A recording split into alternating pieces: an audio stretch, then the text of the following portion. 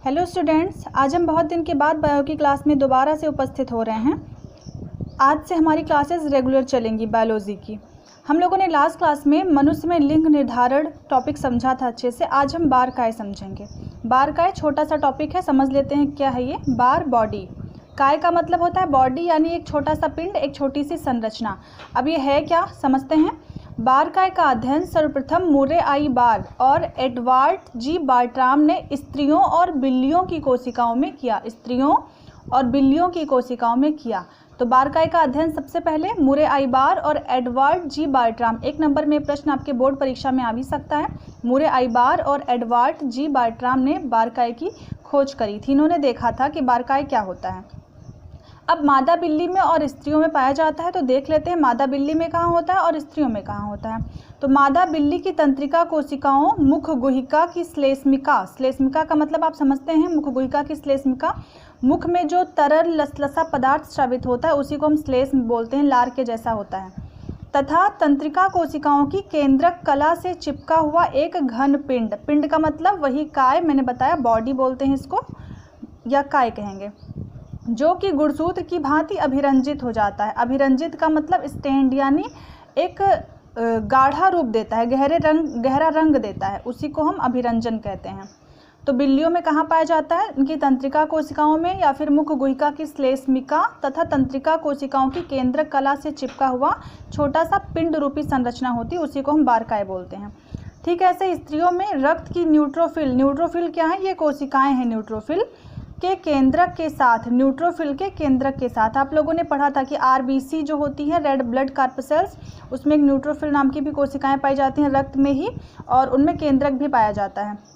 तो उन्हीं केंद्रक के साथ ये बार बॉडी चिपकी हुई होती है। या फिर मुख गुहिका की श्लेष्म झिल्ली की कोशिकाओं में, मुख गुहिका की श्लेष्म झिल्ली की कोशिकाओं में या फिर तंत्रिका कोशिकाओं में केंद्रक कला पर गहरे रंग की एक पिंड सदृश संरचना होती है, जिसे बार काय कहा जाता है।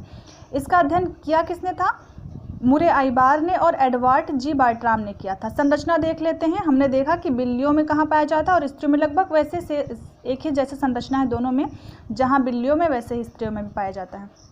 संरचना ये कुछ ऐसी संरचना है, एक कोशिका बनाई गई है जिसमें दिखाया गया साइटोप्लाज्म है ना, मतलब ये कोशिका द्रव्य भरा हुआ है बाहर की ओर, और अंदर की जो यूक्रोमेटिन है, मतलब गुणसूत्र वाला जो भाग है, उसी से एक छोटी सी संरचना चिपकी हुई दिख रही है, इसी को हम कहते हैं बार बॉडी। और ये यूक्रोमेटिन और हेट्रोक्रोमेटिन जो है ये गुणसूत्र के भाग दिखाए गए हैं। अब कुछ इंपॉर्टेंट फैक्ट जो हैं इससे संबंधित वो आप नोट डाल के लिख लीजिएगा। पहला है, एक सामान्य स्त्री में केवल एक बार बॉडी पाई जाती है। अगर कोई सामान्य स्त्री है मतलब उसे कोई सिंड्रोम नहीं है, कोई रोग नहीं है, तो उसमें सिर्फ एक बार बॉडी पाई जाती है। अगर किसी स्त्री में टर्नर सिंड्रोम है, अब ये टर्नर सिंड्रोम क्या होता है ये हम अगली वाली वीडियो में समझेंगे। टर्नर सिंड्रोम की कोई स्त्री है तो उसमें कोई भी बार बॉडी नहीं पाई जाएगी। इसी के साथ साथ अगर किसी में क्लाइनफेल्टर सिंड्रोम है, क्लाइनफेल्टर, अगर किसी स्त्री में क्लाइनफेल्टर सिंड्रोम है तो उसमें एक बार बॉडी या एक बार काय उपस्थित होगा। बार काय का प्रयोग कहाँ किया जाता है, तो बार काय का प्रयोग गर्भावस्था में संतान का लिंग निर्धारण करने में सहायक होता है। मतलब ये जो छोटी सी पिंड रूपी संरचना होती है, ये संरचना गर्भावस्था में संतान का लिंग निर्धारण करने में सहायक होती है। मतलब संतान का लिंग निर्धारण करने में जनरली तो क्रोमोसोम्स ही मैटर करते हैं, क्रोमोसोम्स मैटर करते हैं, लेकिन बार बॉडी भी उसमें सहायक होती है। इसके अतिरिक्त अगर कोई अनियमित लिंग गुणसूत्र वाला व्यक्ति है तो उसके बार काय का प्रयोग जो है वो जीनी संरचना के निर्धारण में किया जाता है। मतलब जो उसके जीन्स की संरचना होती है वो कैसे होनी चाहिए, इसका निर्धारण बार बॉडी के माध्यम से किया जाता है, क्योंकि ऐसे व्यक्तियों में एक से अधिक यक्ष गुणसूत्र बार काय में परिवर्तित हो जाते हैं। That's all.